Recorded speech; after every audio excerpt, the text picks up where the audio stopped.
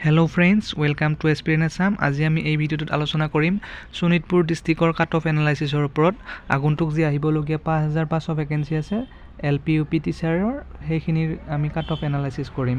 এতিয়া এইখন হৈছে ডিস্ট্ৰিক্ট ওয়াইজ ভ্যাকেন্সি লিষ্ট। ইয়াত কোনখন ডিস্ট্ৰিক্টত কিমান পোষ্ট আছিল তাৰ ওপৰত এটা তথ্য দিয়া হৈছে। গতিকে আমি শোণিতপুৰৰ কথা চাই আছো, যেহেতু শোণিতপুৰত কিমান পোষ্ট আছে, টোটাল পোষ্ট আছে 366, টোটাল পোষ্ট 366। তাৰ পিছত শোণিতপুৰত আনৰিজাৰ্ভৰ সংখ্যা কিমান আছে 223, অৰ্থাৎ আনৰিজাৰ্ভ পোষ্ট আছে 223টা।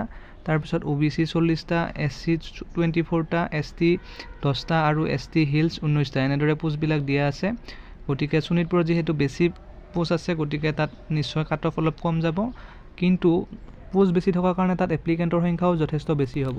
লগতে শোণিতপুৰখন হৈছে এখন মধ্য অসমৰ জিলা, গতিকে অসমৰ চাৰিওপিনৰ ডিস্ট্ৰিক্টবিলাকৰ পৰাও এপ্লিকেণ্টবিলাকে শোণিতপুৰত এপ্লাই কৰিব, কাৰণ শোণিতপুৰলৈ আহিবলৈ ওচৰ হ'ব বা তেওঁলোকৰ নিয়াৰেষ্ট ডিস্ট্ৰিক্ট শোণিতপুৰ হ'ব।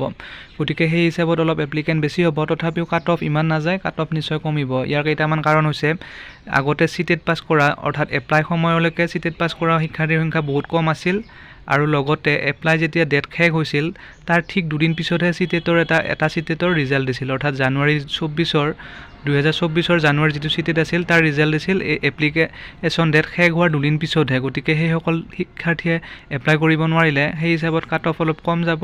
তাৰোপৰি আছাম টেটত যিসকলে বেছি মাৰ্কছ পাইছিল তেওঁলোকে ইতিমধ্যে আগৰ 2021-23 ৰিক্ৰুইটমেণ্টবিলাকত পাই গৈছে, আৰু যিবিলাকৰ কম মাৰ্কছ আছিল সেইসকলেহে 5000 পাছত এপ্লাই কৰিছে। গতিকে নিশ্চয় কাট অফ কম হ'ব।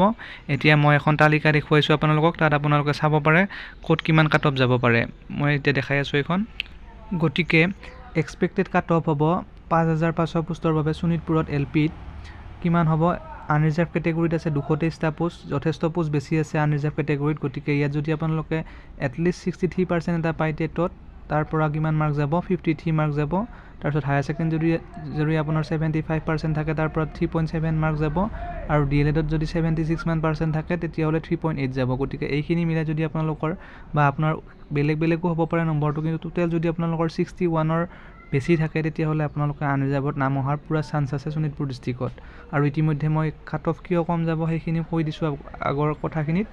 তাৰোপৰি ওবিচিত কিমান যাব কাট অফ, ওবিচিত হ'ব 59%, অৰ্থাৎ 59.9, অৰ্থাৎ 60 মান যাব পাৰে। যিহেতু ওবিচিত অলপ পোষ্ট কম আছে 40টা, গতিকে বেছি পোৱাখিনিতো আনৰিজাৰ্ভত গুচি যাব, আৰু তাতকৈ অলপ কম পোৱাখিনি 60 মান পালে বা 59 মান পালে আপোনালোকে ওবিচিত যদি আছে তেতিয়াহ'লে শোণিতপুৰত নাম অহাৰ পূৰা চান্স আছে। তাৰপিছত এসচিত কিমান আছে 24টা পোষ্ট আছে, গতিকে এসচিত আপোনালোকে 57 মান পালে নাম আহি যাব, আৰু তাতকৈ 1 মাৰ্কছ বা অলপ কমিবও পাৰে। এসটিপিত কিমান আছে 10টা ভেকেঞ্চি আছে, আৰু টেটত যদি আপোনালোকে 57 মান পাৰ্চেণ্টো পাই আছে তেতিয়াহ'লে আপোনালোকৰ নাম আহিব, অৰ্থাৎ 55.5 মান পালেও আপোনালোকৰ এসটিপিত শোণিতপুৰত নাম অহাৰ পূৰা চান্স আছে। গতিকে আপোনালোকে এইখিনি মাৰ্কছ থাকিলে এক্সপেক্ট কৰিব পাৰে শোণিতপুৰত নাম অহাৰ। গতিকে যদি আপোনালোকৰ এইখিনি মাৰ্কছ আছে বা ইয়াতকৈ বেছি আছে তেতিয়া বেছি থাকিলেতো ভালেই হ'ল, আৰু এইখিনিমান মাৰ্কছ থাকিলে আপোনালোকে শোণিতপুৰত আশা কৰিব পাৰে। এইখিনি মোৰ এজাম্পশ্যন হয়, গতিকে আপোনালোকে আৰু বেলেগ ভিডিঅ' চাব পাৰে। ধন্যবাদ। আৰু বাকী কেইখনমান ডিষ্ট্ৰিক্টৰো দিয়া আছে, ধেমাজি, তাৰপিছত ধুবুৰী, এইবিলাকৰো দিয়া আছে, আপোনালোকে লিংকত গৈ বা ভিডিঅ'ত গৈ চাব পাৰে। ধন্যবাদ।